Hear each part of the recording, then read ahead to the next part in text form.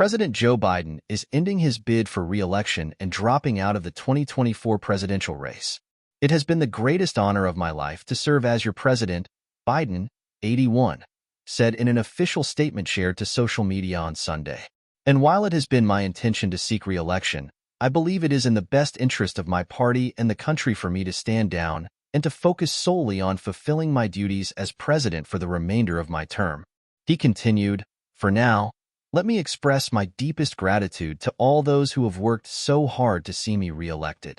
I want to thank Vice President Kamala Harris for being an extraordinary partner in all this work. And let me express my heartfelt appreciation to the American people for the faith and trust you have placed in me." Biden soon followed the announcement with a second, endorsing Vice President Harris as the Democratic Party nominee. "My very first decision as the party nominee in 2020 was to pick Kamala Harris as my vice president," he wrote, "and it's been the best decision I've made. Today, I want to offer my full support and endorsement for Kamala to be the nominee of our party this year. Democrats, it's time to come together and beat Trump. Let's do this."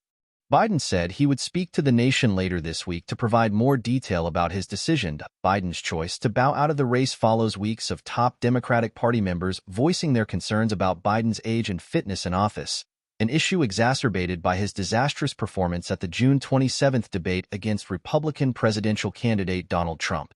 Biden and his defenders immediately pushed back, insisting that the president had a bad night, as he was jet-lagged and sick with a cold. Hollywood icon and longtime Democratic fundraising leader George Clooney was among several skeptics, calling for Biden to drop out of the race in an op-ed for the New York Times earlier this month.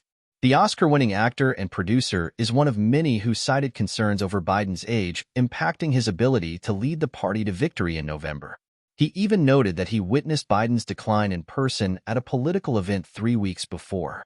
"It's devastating to say it, but the Joe Biden I was with 3 weeks ago at the fundraiser was not the Joe Big F.I.N.G. deal Biden of 2010, Clooney wrote.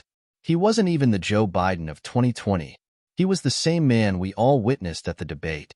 Clooney also alleged that he had recently spoken to numerous Democratic senators and members of Congress in private, and that every single one shared the sentiment that we are not going to win in November with this president.